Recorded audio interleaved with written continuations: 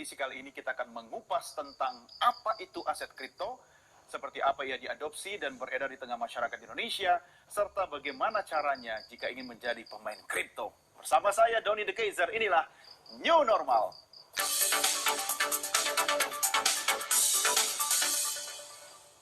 Ya, pemirsa, sudah hadir bersama kita melalui sambungan telekonferensi video, Profesor Lama, Kepala Badan Pengawas Perdagangan Berjangka Komoditi atau Bapepti, dan juga Teguh Kurniawan Harmanda, Ketua Asosiasi Pedagang Aset Kripto Indonesia. Prof dan Mas Teguh, terima kasih sudah bergabung dalam New Normal. Tetap sehat selalu ya. Saya ke Prof Sidarta dulu nih, Prof. Prof, sebenarnya apa sih yang mendasari Bapepti dalam menerapkan aset kripto ini atau cryptocurrency itu sebagai komoditi perdagangan, bukan sebagai alat pembayaran, Prof? Jadi memang definisi komoditi perdagangan menurut undang-undang itu cukup luas. Jadi tidak hanya mencakup barang saja, tetapi juga mencakup jasa dan hak juga kepentingan lainnya. Nah, dengan demikian, perdagangan aset kripto ini merupakan perdagangan atas hak kepemilikan atas aset kripto tersebut.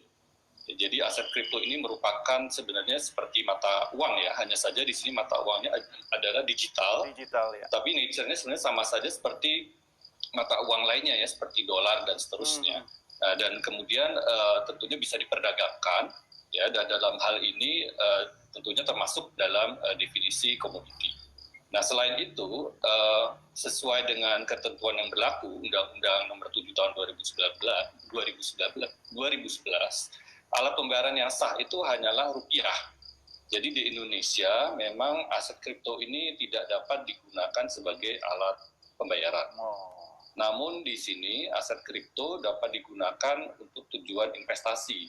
Sama halnya seperti masyarakat misalnya melakukan pembelian dolar dengan tujuan untuk misalnya mengharapkan bahwa kurs dolar menguat terhadap rupiah.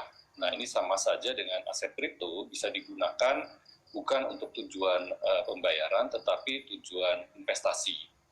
Ya, jadi di sini kemudian maka dalam aturan Bapepti itu juga menyatakan bahwa aset kripto ini merupakan suatu komoditi yang kemudian juga perlu diatur ya dalam pelaksanaannya untuk memastikan adanya perlindungan terhadap nasabah.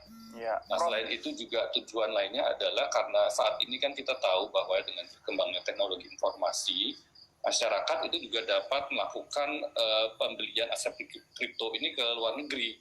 Nah, ini tentunya kita ingin hindari ya agar tidak terjadi capital outflow, dan untuk itu makanya perlu ada pengaturan mengenai bagaimana perdagangan aset kripto di Indonesia. Ya. Oke, Prof. Saat pertama kali diciptakan oleh programmer anonim Satoshi Nakamoto, Bitcoin, aset kripto pertama diproyeksikan bisa mendesentralisasi sistem finansial yang tanpa perantara. Nah, ini Prof, apa sebenarnya dihindari oleh pemerintah dalam hal ini Bapepti sehingga perlu hadir menjadi perantara dalam industri aset kripto ini, Prof? Ya, jadi kita tahu ya bahwa memang perdagangan aset kripto di Indonesia meningkat pesat selama beberapa tahun terakhir. Ya. Dan produk aset kripto itu banyak sekali, ya, mencapai ratusan. Ya, Bitcoin hanyalah salah satunya. Dan dari berbagai produk yang jumlah ratusan ini, bisa jadi ada beberapa produk yang sebenarnya beberapa aset kripto ini yang kualitasnya dipertanyakan ya, dan mungkin bahkan bisa juga palsu. Ya, jadi ini tentunya akan sangat berisiko bagi masyarakat Indonesia ya, yang tidak mengetahui secara jelas bagaimana aset kripto itu bisa jadi membeli aset kripto yang kualitasnya rendah atau juga mungkin bahkan palsu. Nah, demikian pula dari aspek pedagangnya ya. Jadi pedagang aset kripto ini tentunya cukup banyak yang memang melakukan perdagangan secara bersungguh-sungguh. Namun bisa jadi ada juga pelaku usaha yang tujuannya hanya untuk jangka pendek ya, dalam arti kemudian seolah-olah berfungsi sebagai pedagang kripto padahal tujuannya adalah misalnya untuk memperdaya para pelanggan itu aset kripto. Ya, jadi dalam hal ini tentunya perlu ada ketentuan ya, perlu ada regulasi terhadap perdagangan aset kripto dengan tujuan adalah untuk memberikan keamanan ya bagi pembeli dan juga tentunya penjual dalam melakukan jual beli aset kripto. Demikian juga dari aspek pedagangnya perlu ada kepastian hukum. Nah, belum lagi juga ada kemungkinan bahwa pihak yang melakukan misalnya pembelian aset kripto ini itu berdasarkan sumber dana yang ilegal misalnya. Jadi melakukan pencucian uang. Ya, dan juga mungkin dananya digunakan untuk pendanaan terorisme. Nah, ini tentunya perlu dicegah ya hal-hal ini untuk bisa terjadi, dan untuk itu perlu ada regulasi mengenai perdagangan aset kripto. Oke, baik. Nah, ini yang harus dijawab juga oleh Mas Teguh nih ya. Tapi Mas Teguh, menurut Anda sebagai Ketua Asosiasi Pedagang Aset Kripto Indonesia, sebenarnya aset kripto ketika akhirnya diadopsi dalam industri keuangan Indonesia itu bagaimana sih kondisinya dan peredarannya saat ini di tanah air kita, Mas Teguh? Jadi yang pasti bahwa kita sangat mengapresiasi peran dari Bapepti ketika mengambil alih bahwa aset kripto yang dahulu dikenal sebagai cryptocurrency dibawa menjadi sebuah komoditi yang kemudian layak untuk diperjualbelikan seperti yang tadi Prof. Sidarta sampaikan gitu.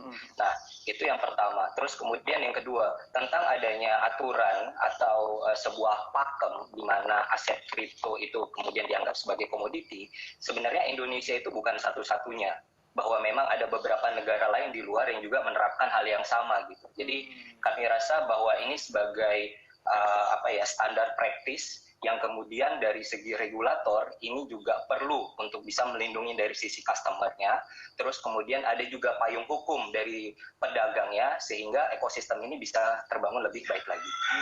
Gitu, Mas. Tapi kalau misalnya dijadikan sebagai alat pembayaran dalam tanda petik dalam rangka investasi, dia akan dikonversi gitu ya? Ini sebenarnya dua hal yang berbeda gitu. Dan saya juga pada akhirnya saat ini saya tidak ingin mengatakan ini sebagai cryptocurrency karena saya bisa dijewer nanti sama regulator ya. Iya. Jadi yang pasti bahwa investasi dan mata uang itu adalah dua hal yang berbeda. Kalau kita ngomongin mata uang, maka itu kita bisa ngomongin tentang adanya sistem transaksi pembayaran di situ. Tetapi kalau kita ngomongin tentang aset sebagai komoditi, maka sama aja seperti Mas Doni pergi ke sebuah supermarket, Mas Doni punya emas nih.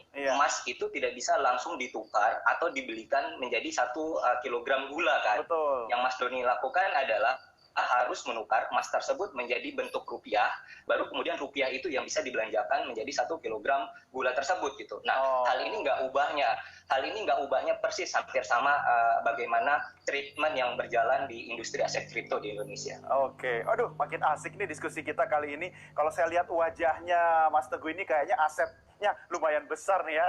Tapi kita lanjutkan di segmen berikutnya, Mas Teguh dan Prof ya. Kita simak terus diskusi kita. Dan pemirsa, kita akan membahas bagaimana aset kripto diadopsi dan diterima oleh negara Indonesia. Tentunya sesaat lagi di New Normal.